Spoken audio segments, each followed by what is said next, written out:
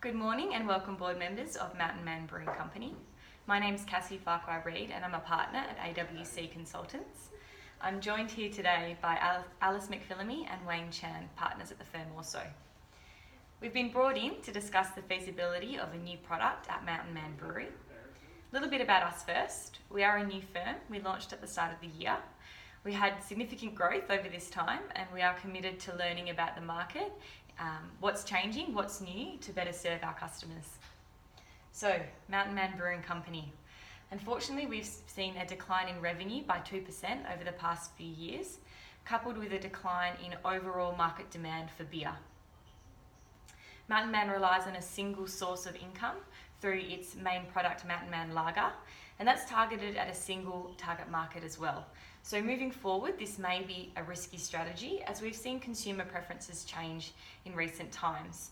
Customers are now demanding light beer far more over the traditional lager and strong beer types. Before we go any further, we do need to discuss the current marketing mix offered by Mountain Man, and it's important to note how successful this has been in the past. Mountain Man Lager has a really strong cult following within the market, and this encourages repeat buy and referral buys as well. So the product itself upholds the traditional values of the brand with its traditional recipe since its inception. It also has a distinct flavour that is very different to that of other beers on the market and has a high alcohol content, which just distinguishes it a little bit further as well. The price is similar to that of its major competitors, but lower than other specialty brands. And the promotion of the product really emphasises the lifestyle that's associated to it. So again, that traditionalism and authenticity that's associated to the product through its traditional recipe and the same packaging as when it was launched.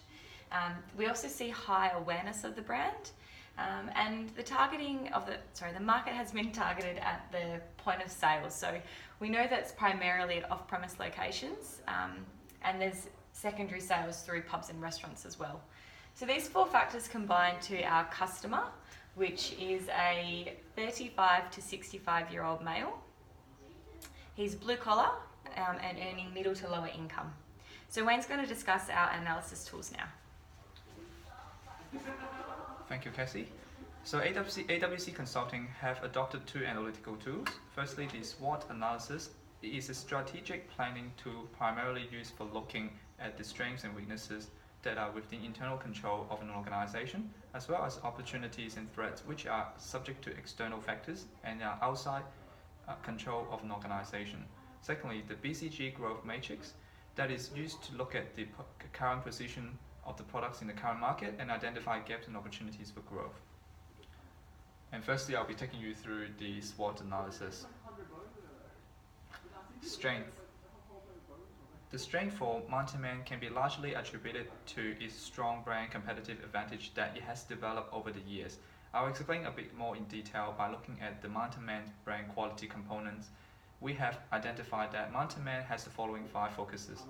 Brand awareness. According to marketing research, 67% of the population rank Mountain Man Lager as the best known beer in the region.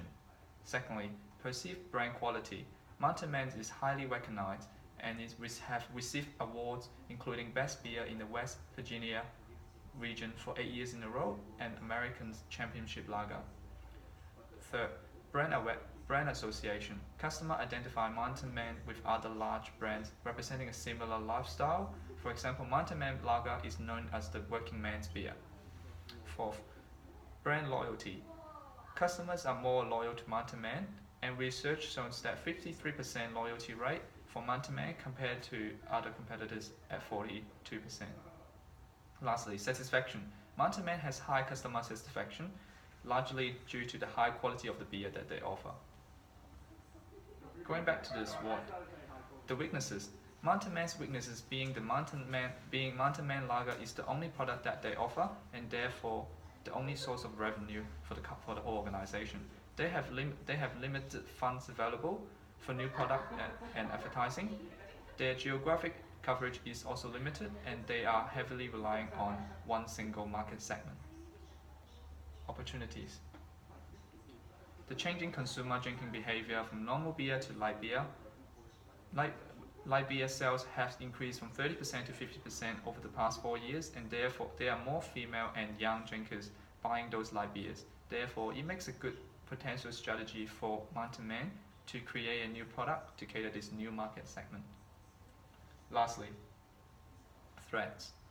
Looking at threats, some of the threats for Mountain Man encounter including changing demographic, less strong financial position, and less available resources. The major threat, though, being the current target market for Mountain Man is aging. The consumption per capita is declining, and the sales are declining further by 4% each year. Thanks, Cassie. Thanks, Wayne. So we've also applied the BCG growth matrix to identify the position of the current lager product and the proposed light beer product within the market. Now, the lager product is a cash cow, and that's associated to a large market share in a declining market. It's really important to note that this declining market is due to the ageing population, and eventually it runs a risk of becoming extinct, which is why we do need to jump on an opportunity now to diversify. So the light beer product is a question mark. We anticipate a low market share will be obtained in the early years. However, the market itself is growing at a rapid rate. In fact, the light beer demand is the only market that's growing in the industry at the moment. While there is few costs associated to launching the light brand in terms of infrastructure and capital, there will be promotion costs required, and we recommend using the funds from the cash cow lager product to really push the light beer into a higher market share. We have conducted a feasibility analysis as well, and what you'll see is that the declining revenue from the lager product is offset by the increased revenue of the light beer product. So it is really important to diversify when the opportunity presents, as we can see now. Thanks, Cassie. So in conclusion, one thing that we do need to look at and consider is the production life cycle of your Mountain Man lager product.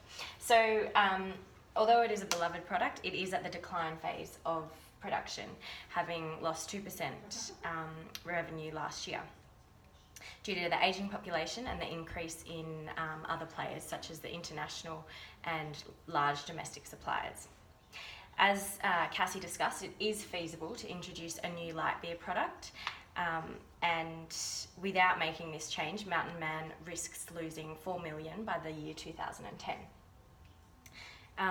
We conducted a case study into Asahi when they purchased an Australian craft beer brand, Mountain Goat, in 2015.